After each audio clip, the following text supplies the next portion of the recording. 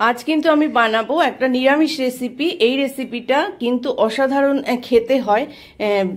যে জন্যে মানে রেসিপিটা বানানোর জন্য আমি নিয়েছি ফুলকপি, দুটো টমেটো, বেশ খানিকটা পনির যেটা কিউব করে কাটা আছে, আর নিয়েছিলাম কিশমিশ, কাজু, আমন্ড আর পোস্ত, আর অবশ্যই টক দই।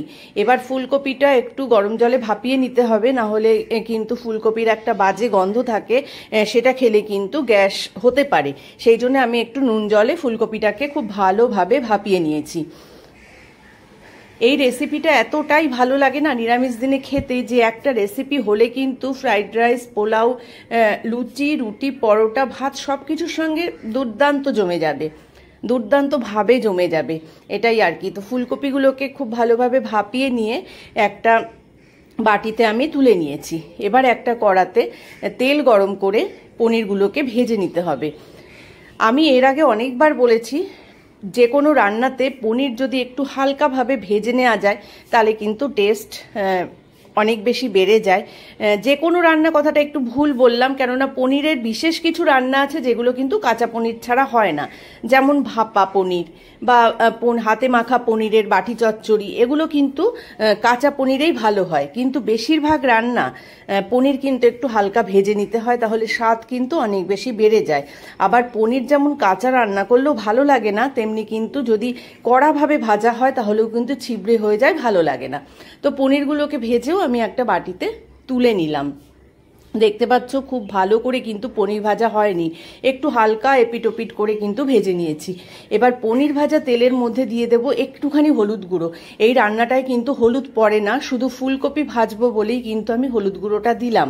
আর ফুলকপি ভাজতে হলুদ গুঁড়ো লাগে, আমি এর আগেও অনেকবার বলেছি, যে কোনো সবজি ভাজার আগে হলুদ আর নুন দিয়ে ভাজলে রঙটা কিন্তু খুব সুন্দর হয়।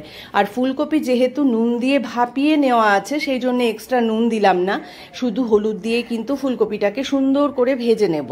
আর এই রেসিপিটায় ফুলকপি যদি ভালোভাবে ভাজা না হয় তাহলে কিন্তু টেস্টটা একেবারেই হয় না। তো ভালোভাবে ফুলকপিটাকে ভেজেও আমি একটা বাটিতে তুলে নিলাম। ফুলকপি ভাজার কিন্তু সুন্দর একটা গন্ধ বের হচ্ছে। এবার কড়াতে আরও একটু তেল দিয়ে একটু নুন দিয়ে দিলাম। এই রেসিপিটায় তেল একটু লাগে, আমি তো খুব কম তেলেই রান্না করার চেষ্টা করছি, তোমরা ইচ্ছে করলে কিন্তু আরও বেশি তেল দিতে পারো। এবার তেলটা গরম হওয়ার পরে একটু নুন দিলাম, তারপরে দিয়ে দিলাম একটা পেস্ট, যার মধ্যে আছে কাঁচা লঙ্কা, আদা, টমেটো, আর অবশ্যই জিরে রয়েছে এর মধ্যে, মিক্সিতেই কিন্তু আমি পেস্ট করে নিয়েছিলাম। আর এই রেসিপিটা বাটা মশলা দিয়ে করলে কিন্তু বেশি ভালো হয়। সব থেকে ভালো হয় জিরেটা যদি একটুখানি শিলে বেটে নেওয়া যায়, তাহলে কিন্তু টেস্ট আরও বেড়ে যাবে।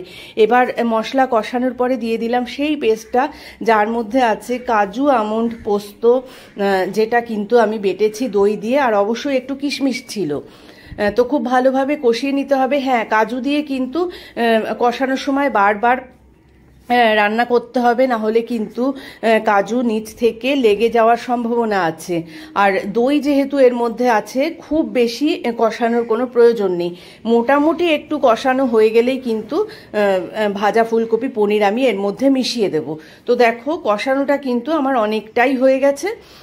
এবার এর মধ্যে দিয়ে দিলাম ভাজা ফুলকপি আর ভাজা পনির।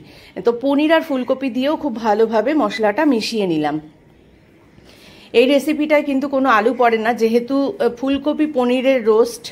হ্যাঁ, আমি কিন্তু বানাচ্ছি ফুলকপি পনিরের রোস্ট।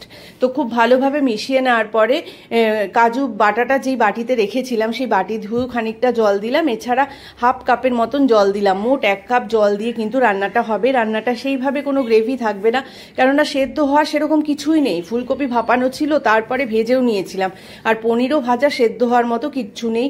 তো একটা ঢাকনা দিয়ে ঢেকে 5 মিনিট মতো মাত্র রান্না হতে দিলাম। আর যেহেতু নিরামিষ রান্না, সেহেতু এই রান্নাটা কিন্তু একটু মিষ্টি মিষ্টি হলেই ভালো হয়।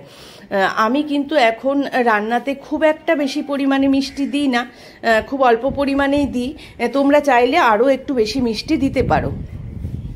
তো একটু চিনি দিলাম, আর দিলাম গরম মশলা গুঁড়ো। এই গরম মশলা গুঁড়োটা আমার নিজেরই বানানো, একটুখানি দিলেই কিন্তু খুব সুন্দর গন্ধ আর স্বাদ হয়ে যায়। আর আরও খানিকটা টেস্ট বাড়ানোর জন্য দিয়ে দিলাম টমেটো কেচাপ। টমেটো কেচাপটা দিলে কিন্তু স্বাদ অনেক গুণ বেড়ে যায়। আর তারপরে দিলাম হাফ চামচ ঘি। ইচ্ছে করলে তোমরা এখানে ঘিয়ের পরিমাণ আরও বাড়িয়ে দিতে পারো, কিন্তু এত গরমে বেশি ঘি খাওয়া ভালো না, সেই জন্য আমি অল্প পরিমাণেই ঘি দিলাম। তো সব কিছু খুব ভালোভাবে মিশিয়ে নিলেই কিন্তু তৈরি হয়ে যাবে ফুলকপি